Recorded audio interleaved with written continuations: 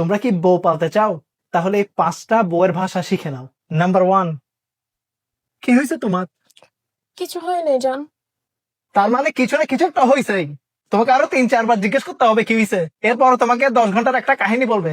আর কথাটা যদি তোমাকে নিয়ে হয় তাহলে 10 বছর আগে কি করছো সেগুলো উঠে আসবে। ভাষা নাম্বার 2, আমি তোমাকে বার্থডে গিফট হিসেবে টাকা দিয়ে দিব, তুমি কিছু কিনে নিও, যেটা ইচ্ছে সেটা। ঠিক আছে জান, তোমার ইচ্ছা।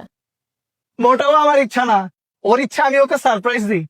আর প্রত্যেক বছর সারপ্রাইজ পাওয়ার পরেও ঢং করবে যে আবার সারপ্রাইজ হয়ে গেছে। আর তুমি যদি সারপ্রাইজ না দাও বা বলে যাও তাহলে তোমার ভাষা নাম্বার 3।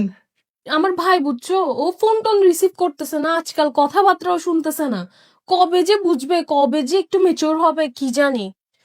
কিচ্ছু বলিও না, ওদের পারিবারিক মামলায় টাং লাড়ালে টাং লেড়ে যাবে। কিচ্ছু বলবা না, ওরা ভাই বোন ঠিক হয়ে যাবে। এরপর তুমি কি বলছো সেটা নিয়ে তোমাকে সারা জীবন গুঁতাবে।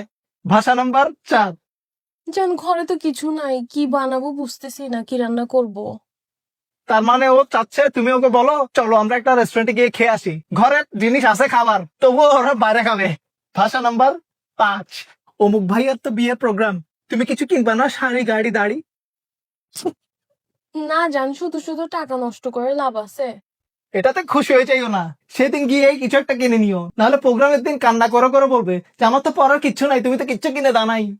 জান কিচ্ছু ভালো লাগতেছে না, আমাকে একটু একা ছেড়ে দাও তো প্লিজ। বোনাস টিপ, যেরকম একা ছেড়ে যাওয়ার কথা বলে একদম একা ছাড়বা না, নাহলে ও একা রুমে গিয়ে বান্ধবীকে ফোন দিয়ে তোমার নামে বদনামি করবে।